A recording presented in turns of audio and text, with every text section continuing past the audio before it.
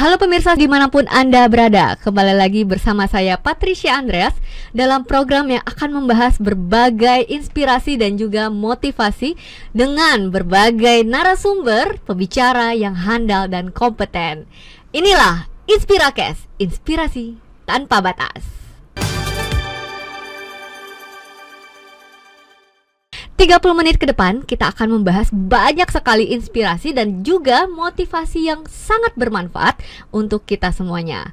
Dan hari ini kita akan membahas tentang magnet bisnis dengan hubungan manusia.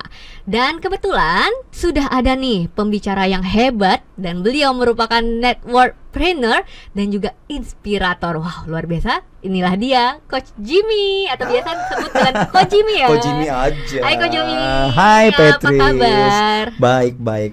Sehat ya? Sehat. Makanya ada di sini. Nah, itu dia. Kesibukannya apa nih, Coach Jimmy? Kesibukan apa ya? Secara bisnis kebetulan aku punya akademi kedokteran. Jadi dokter-dokter yang mau jadi dokter kecantikan.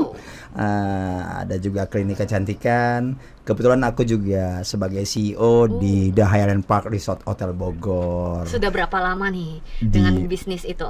Bisnis itu belum terlalu lama, tapi ada satu bidang jaringan pengusaha. Di bidang jaringan pengusaha aku 23 tahun. Nah, disitulah kenapa aku senang namanya networking. Nah, pas sekali ya. Iya, ada namanya rekan aku, sahabat aku Pak Doni De Keiser, itu yang menjuluki sebagai networkpreneur. Wah, sehingga ada hari ini ya. Iya. Dan hari ini kita akan membahas tentang yang tadi, magnet, tentang relationship Pak ya. Oke. Jadi sebelum kita membahas lebih jauh tentang magnet-magnet itu, Coach Jimmy ya, yang gitu ya. Iya. Sebenarnya meaning, arti dari relationship itu atau hubungan itu apa sih sebenarnya dasarnya? Ya, dasar relationship ya. Ini buat aku mungkin banyak pandangan yang beda gitu. Buat aku itu relationship itu adalah hubungan di mana kita belajar mengerti orang lain. Ada dua istilah buat aku. Ada namanya istilah simpati dan empati. Cukup artinya gini. Kalau aku ngelihat satu orang, Patrice jatuh, gitu ya, apa sih simpati aku? Kasiannya Patrice, misalnya gitu kan. Tapi kalau empati, apa sih yang dirasakan si Patricia ini saat dia jatuh, sakitnya seperti apa? Dua hal itu yang membuat kita mengerti namanya relationship. Sakitnya tuh di sini. Iya, sakitnya tuh di sini. Itu ya relationship. Jadi kalau kita mengerti itu, kita tahu apa yang kita akan lakukan kepada orang itu. Gitu. Jadi kita harus tahu dulu nih dasarnya ya. Dasarnya dari relationship itu, termasuk relationship terhadap keluarga. Betul. Sesama rekan bisnis. Benar. Ya, antara mungkin bos dan karyawan, termasuk begitu ya, Coach? Betul. Jadi dia selain kita kuncinya dasar itu kita tahu, kita bisa bersimpati dan empati, baru kita juga harus mengenal. Ya mungkin teman-teman sudah pernah baca buku personality masing-masing orang itu apa sih. Jadi kita tahu kebutuhan mereka apa. Nah, kalau kita mengerti kebutuhan mereka dan kita berikan, otomatis mereka memberikan apa yang kita mau. Jadi mengerti dulu ya. Mengerti dulu kuncinya, gitu. Oke. Jadi di relation ya pasti penting dong ya. Penting. Harus mengerti satu sama lain, termasuk seperti kalau di dunia bisnis itu ya antar pembeli dan penjual. Betul. Termasuk juga di keluarga, antara orang tua dan anak, seperti itu ya, Coach ya. Mungkin ada pengalaman unik, Coach, antar di mana relationship itu antar pebisnis mungkin, Coach? Pengalaman unik itu banyak sekali gitu ya. Banyak orang berpikir bahwa omset itu datang karena harga gitu kan. Wah, karena jago jualan, jago ngomong gitu ya. Nah, aku pernah share training di salah satu rumah funeral home, rumah masa depan yang salah satu terbesar di Indonesia sekarang. Nah, saat itu aku ingat sekali gitu ya. Waktu itu kapasitas SDM-nya memang tidak terlalu high gitu ya, karena dulu orang takut mau kerja di rumah duka. Gitu, kalau dibilang mau kerja di mana rumah duka, nggak jadi mereka. Gambarannya udah negatif. Gambarannya udah kurang baik gitu kan. Nah, tapi yang menarik adalah owner ini memang punya visi bagaimana punya jadi funeral home yang terbesar, bintang 7 seperti bla bla seperti itu ya. Nah, akhirnya waktu itu aku diminta training. Dia punya marketingnya.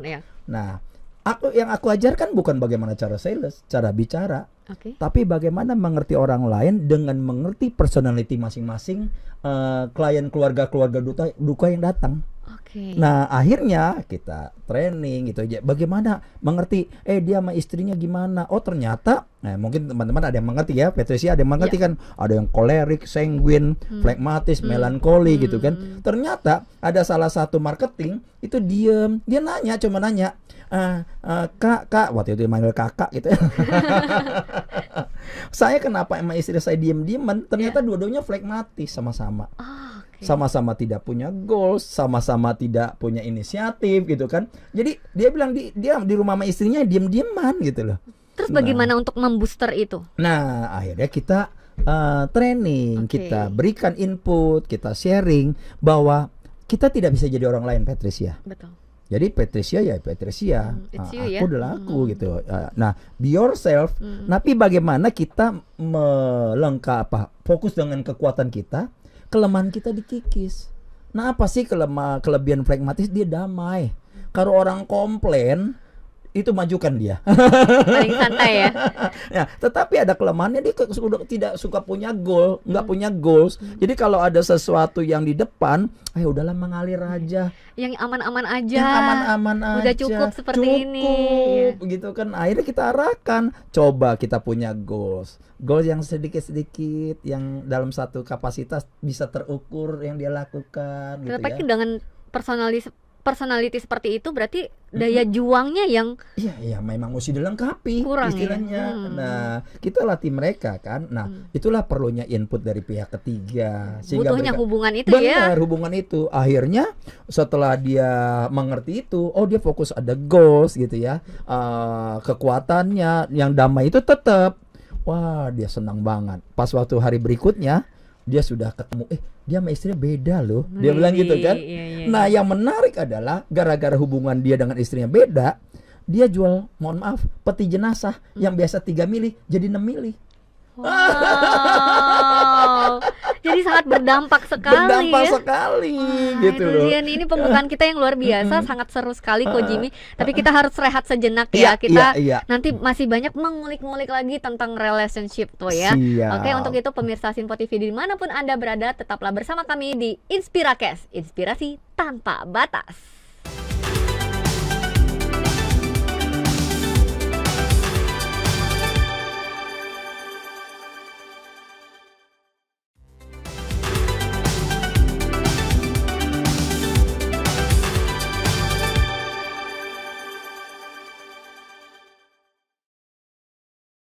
Kembali lagi di Inspirakes, inspirasi tanpa batas. Wow, luar biasa sekali ya. Di segmen sebelumnya kita sudah membahas sampai peti mati loh Ko Jimmy ya. Seru banget ya.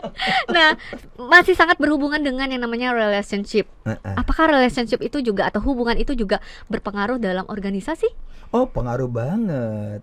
Nah, kuncinya sebenarnya adalah kita menjadi orang yang disenangi. Gitu ya. Aku pernah mengalami hal kejatuhan. Dalam tanda kutip, habis semuanya karena peristiwa ditipu habis-habisan lah. Dan siapa yang bisa nolak sih? Misalnya kita dikenal sebagai pebisnis cukup baik, cukup peka, tapi kita diizinkan suatu peristiwa yang habis gitu kan. Nah pada waktu itu kan orang kondisi memaksa kita untuk tidak percaya kita lagi, kondisi habis segala macam.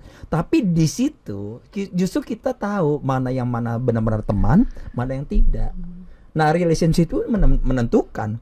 Nah artinya apa? Siapa yang membantu kita itu adalah benar-benar yang teman. Nah kenapa dia berteman? Karena dia mengerti kita, siapa kita, dan hubungan kita dekat. Dia jadi tidak memandang kita, lu ada lagi nggak ada. Kan pernah ada istilah kan, ada uang apa? Pas senang aja baru. Iya, ada uang abang sayang, ada uang abang dibuang gitu kan. Ditendang. Nah relationship itu akan terbukti di situ. Oh dia teman kita yang sesungguhnya. Jadi dia tidak melihat siapa lu dan kasarnya siapa kamu atau kenapa kamu, tapi dia apa yang bisa saya bantu buat kamu. Nah itu relationship. Adanya hubungan kepercayaan pastinya. Kepercayaan. Nah membahas tentang kepercayaan.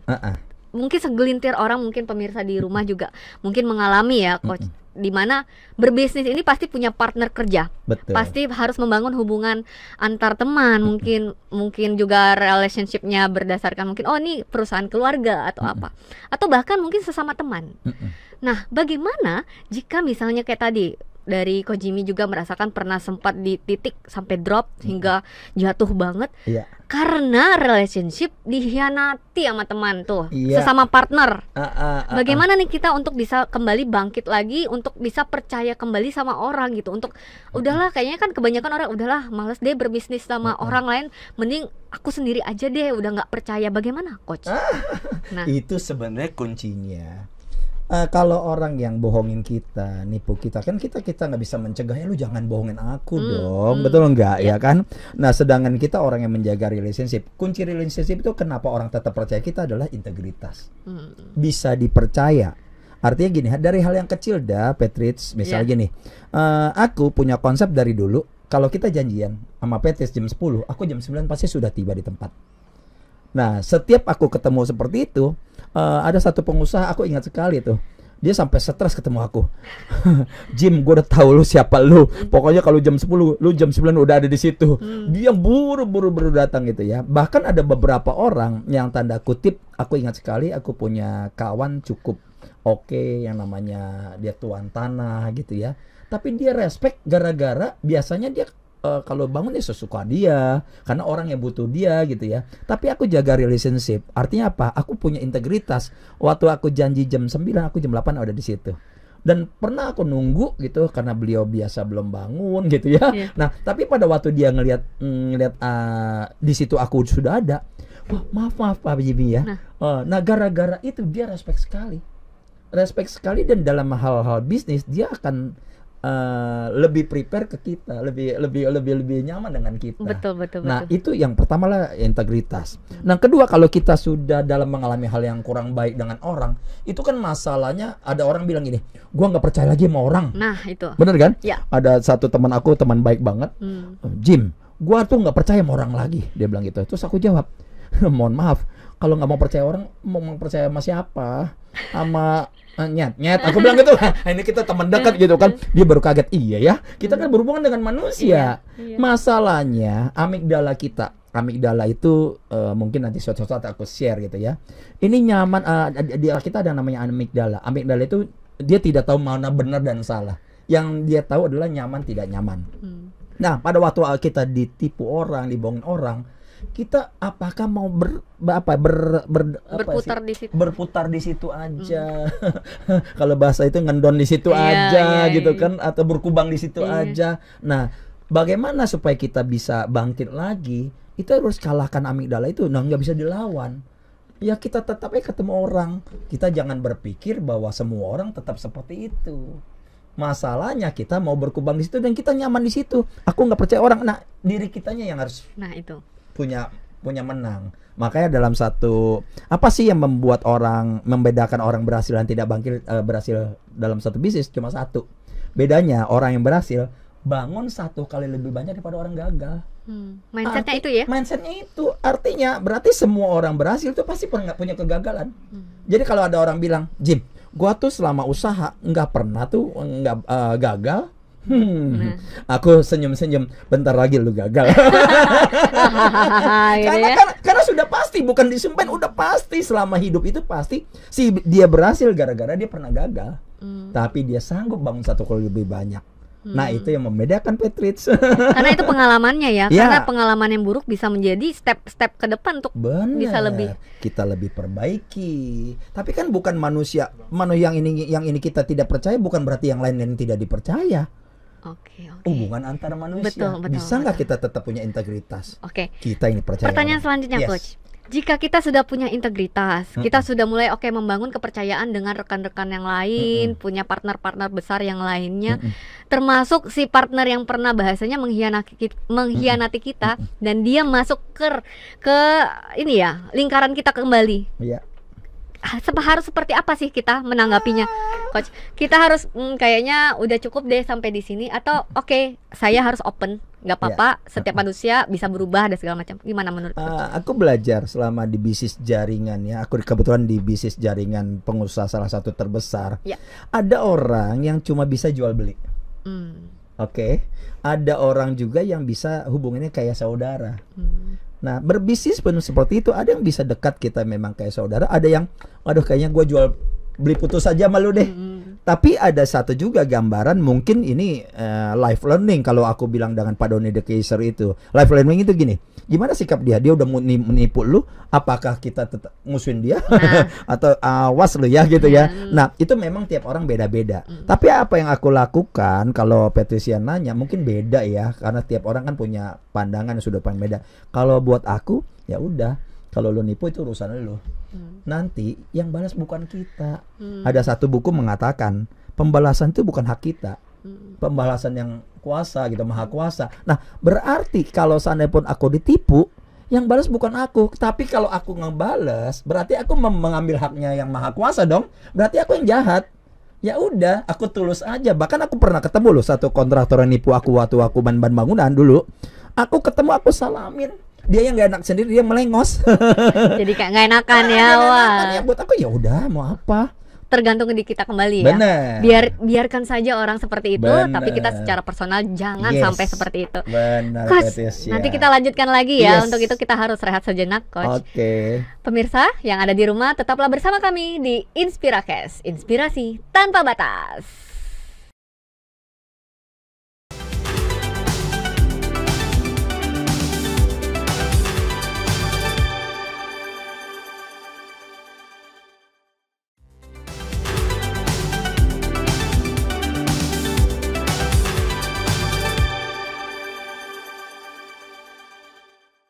Kembali lagi di Inspiracast, inspirasi tanpa batas. Masih bersama dengan Ko Jimmy. Ya.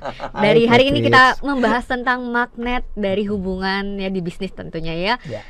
Apa sih hubungannya dengan, hubungannya magnet dengan hubungan. Gitu. Iya. Hubungan manusia sebagai magnet di bisnis. Betul. Misalnya gini, aku pernah hal yang sederhana lah. Dulu aku main ban bangunan 13 tahun. Gitu ya. Nah, suatu saat aku sudah tidak di ban bangunan lagi, tapi aku di bisnis jaringan.